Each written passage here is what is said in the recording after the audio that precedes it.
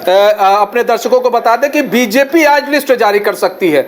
आज BJP list जारी कर सकती है, पहली सूची जारी कर सकती है, और ऐसे में बीजेपी की आज पहली सूची जारी हो सकती है। झारखंड चुनाव से रिलेटेड एक और बड़ी खबर आपको बता रहे हैं कि बीजेपी आज अपनी पहली लिस्ट जारी कर सकती है। अब इस लिस्ट में आज कितने नाम जारी होंगे ये तो आने वाला वक्त बताएगा, लेकिन यह खबर आ रही है कि आज जो है बीजेपी अपनी पहली लिस्ट जारी कर सकती है। हमारे साथ इसी खबर पर हमारे संवाददाता अमित भी बने हुए हैं, हम अमित को भी लेंगे लाइन पर। अमित, आज बीजेपी अपनी पहली लिस्ट जारी कर सकती है और कहा जा रहा है कि 50 से ज्यादा नाम आज पहली लिस्ट में हो सकता है। नहीं, पीसीआर से कहेंगे कि आप दीपक को भी एक फ्रेम में रख लें और अमित को भी एक फ्रेम में रख लें। जी अमित।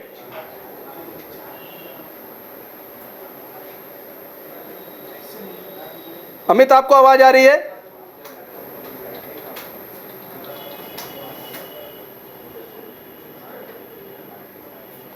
अमित को आवाज आ रही है? हाँ हाँ, अमित आपको आवाज आ रही है?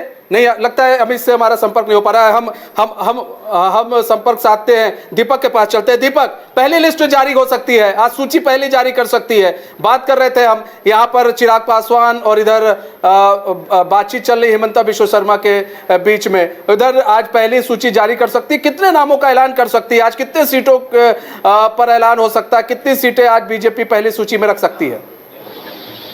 देखिए मनीष, मैं आपको बता दूं कि कल महाराष्ट्र की सीसी की बैठक भारतीय जनता पार्टी के मुख्यालय डीडीओ मार्ग पर थी।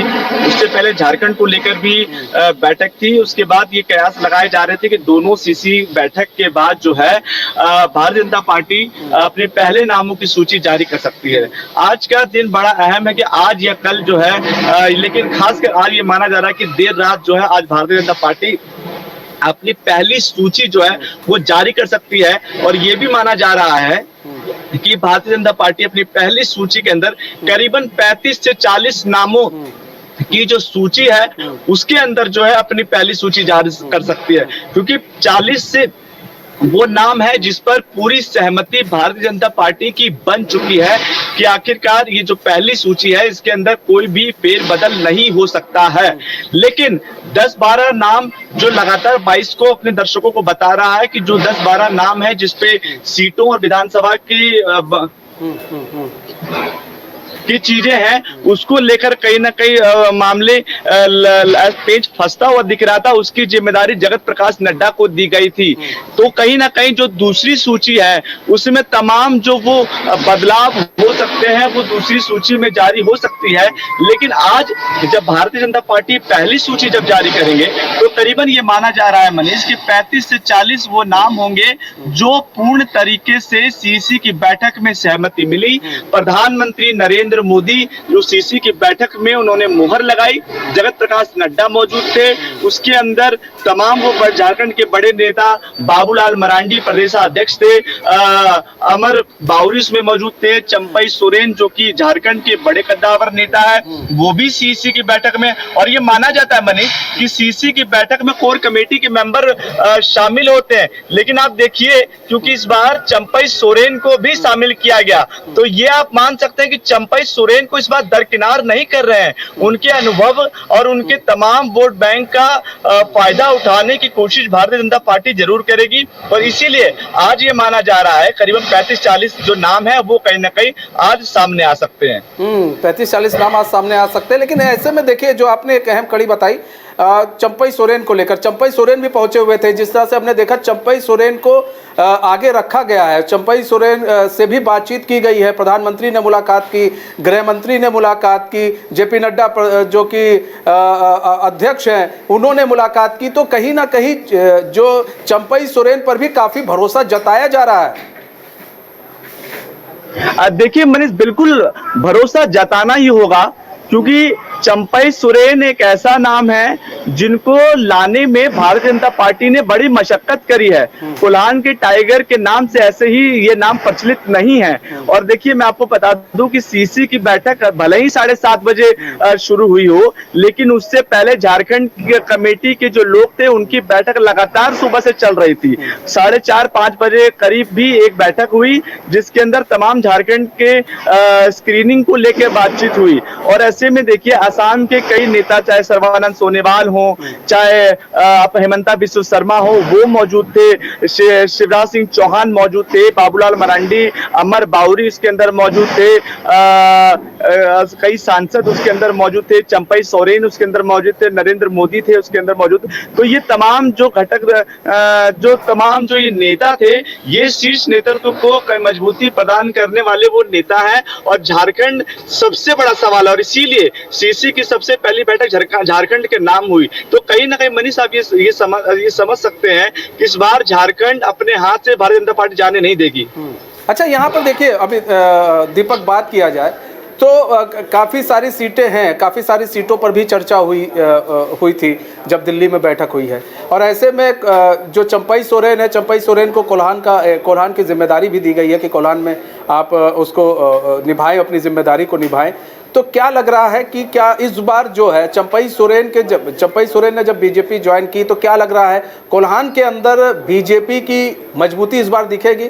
क्योंकि 2019 में तो नहीं दिखी, लेकिन चंपई सोरेन के आने से कोल्हान में मजबूती दिखेगी। बिल्कुल फर्क दिखेगा मनीष।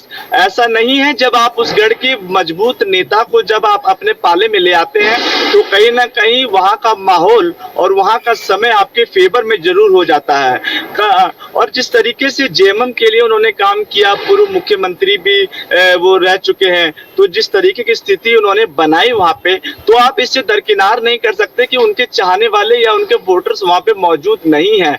फायदा जरूर मिलेगा क्योंकि भारतीय जनता पार्टी के भी वोटर्स हैं कोल्हान में, चंपई सोरेन की भी फैन फॉलोइंग बहुत अच्छी है। और इस बार विकास के नाम पे भी काम होगा, विकास के नाम पे भी वोट डाले जाएंगे। तो ये जरूर है मनीष की चंपई सोरेन को अपने पाले में लाना कोई ज्यादा इनके लिए मुश्किलात भरा नहीं हो सकता, फायदेमंद जरूर होने वाला है। जी, हम पीसीआर से कहेंगे कि अमित को भी जल्दी से जोड़े। और हम यहाँ पर देखिए बात करें, दीपक के बात की जाए, देखिए यहाँ पर जिस तरह से अभी चुनाव को लेकर गहमा गहमी है और चुनाव की तारीखों का ऐलान हुआ, उसके बाद जिस तरह से गहमा गहमी बढ़ी, और एनडीए की बात करें, एनडीए के जो घटक दल हैं, तो क्या घटक दल आश्वस्त हैं?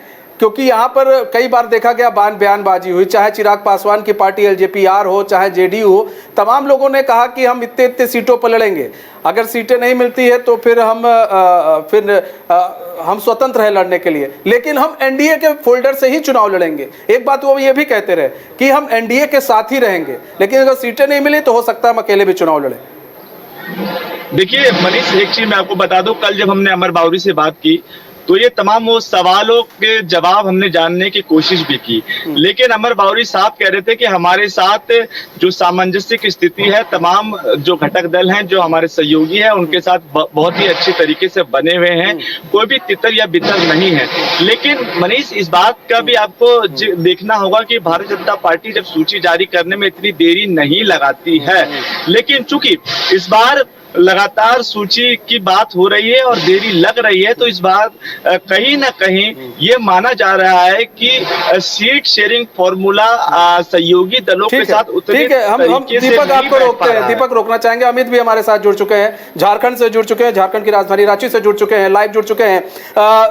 अमित, यहाँ बात की जाए, आज कहा जा रहा है पहली सूची जारी हो सकती है, बीजेपी पहली सूची जारी कर सकती है, और ऐसे में सूची में कितने नामों की घोषणा हो सकती है? आज कितने नाम है, कितनी सीटों पर ऐलान हो सकता है? जी बिल्कुल मनीष, जिस प्रकार चुनाव आयोग ने जैसे डेट की घोषणा की 13 और 20 नवंबर को लेकर के। उसके बाद कहीं ना कहीं से बैठकों का दौर जो है लगातार जारी है। जेपी नड्डा, अमित शाह, नरेंद्र मोदी के साथ में हिमंता बिस्वा शर्मा, शिवराज सिंह चौहान और तमाम जो बड़े नेता है, बाबूलाल मरांडी, अमर भावरी, तमाम लोग दिल्ली में बैठक किए। बैठक करने के बाद कहीं ना कहीं देर रात तक नामों पर चर्चा चलती रही। ऐसा कहा जा रहा है कि लगभग 35 से 40 सीटों पे आज जो है बीजेपी अपने जो घोषणा है वो कर सकती है। कहे तो कुछ इस घोषणा पत्र में जो कई नाम ऐसे भी होंगे जो पहली बार चुनाव लड़ रहे होंगे, तो कई नाम ऐसे भी हैं जो कि कांग्रेस को छोड़ करके बीजेपी के साथ भी आ सकते हैं। कई नाम ऐसे भी हैं जो पुराने चेहरे हैं, वो भी बदला जा सकता है। और कह सकते हैं कि कहीं ना कहीं आज पहली जो लिस्ट है वो आज घोषणा हो सकती है। उधर बात करें तो तमाम जो बैठक का दौर है वो चल रहा है। कहीं ना कहीं प्रत्याशी जिनका नाम एक तरह से उनको कहा जा सकता है कि नाम की जो चर्चा हो रही है उसके हिसाब से सब क्षेत्र में भी कहीं ना कहीं अपना घूम रहे हैं, काम कर रहे हैं। बीजेपी ऑफिस का जो है लगातार चक्कर भी लगा रहे हैं, लोगों से मिल रहे हैं, जनसंपर्क कर रहे हैं। यानी कि कह सकते हैं कि कहीं ना कहीं इंडिकेट कर दिया गया है, जिन को चुनाव लड़ना है उनको इंडिकेट कर दिया गया है, वो सभी अपने क्षेत्र में जो है लगातार मेहनत कर रहे हैं। कई नाम ऐसे हैं जो इस बार उनका जगह जो है वो चेंज कर दिया जा सकता है। जैसे कि पहले अगर वो कहीं और से लड़ रहे हैं तो इस बार कहीं और से उनको लड़ने का जो है मौका दिया जा रहा है। और कई नाम ऐसे हैं जो पहले चुनाव लड़ते थे, इस बार उनको कहीं ना कहीं ड्रॉप करने की जो बात है वो भी सामने आ रही है। यानी कि कह सकते हैं कि आज पहली जो घोषणा जो लिस्ट है उम्मीदवारों की सूची है, 35 से 40 नामों की जो सूची है वो आज कहीं ना कहीं बीजेपी घोषित कर सकती है। बाबूलाल मरांडी, हिमंता बिस्वा शर्मा, अमर भावरी, शिवराज सिंह चौहान लगातार एक दूसरे से मिल रहे हैं, बातें कर रहे हैं। दिल्ली में भी बैठक चल रही थी। जेपी नड्डा, अमित शाह, नरेंद्र मोदी के साथ में शिवराज सिंह चौहान, हिमंता बिस्वा शर्मा, अमर कुमार भावरी, बाबूलाल मरांडी और तमाम जो बड़े नेता हैं झारखंड बीजेपी के, वो इस बैठक में शामिल हो रहे हैं। और लगातार कहीं ना कहीं उम्मीदवारों के नाम पे जो है वो चर्चा हो रही है। कह सकते हैं कि हजारीबाग जो है उस पर भी चर्चा हो रही है। इधर रांची और हटिया की जो सीटें हैं उस पर भी कहीं ना कहीं बातें चल रही हैं। वहीं बात करें तो कांके विधानसभा है, उस पर भी कहीं ना कहीं चर्चा चल रही है। वहीं अगर जेडीयू और आजसू की बात करें मनीष, तो कहीं ना कहीं जेडीयू का अभी तक 2 सीट को लेकर के जो है कंफर्मेशन वो लगातार सामने आ रहा है। और आजसू का 9 और 10 सीटों पे कहीं ना कहीं बात चल रही है। अब देखना यह दिलचस्प होगा कि जिस प्रकार से जेडीयू लगातार सीटों की जो डिमांड है वो बढ़ा के कर रही है। इधर बीजेपी से 2 सीटों की बात चल रही है, जिसमें से बता दें कि राजा पीटर हैं और सरयू राय हैं, उनकी नाम तो समझिए कि कंफर्म ही है। लेकिन उसके अलावा भी कई सीटों पे जो है जेडीयू अपनी दावेदारी पेश कर रही है, लेकिन इस पर कहीं ना कहीं अभी भी संशय जो है वो बरकरार है। वहीं बात करें आजसू को लेकर के, तो आजसू का 10 सीट माना जा रहा है कि आजसू 10 सीटों पर इस बार चुनाव लड़ेगी।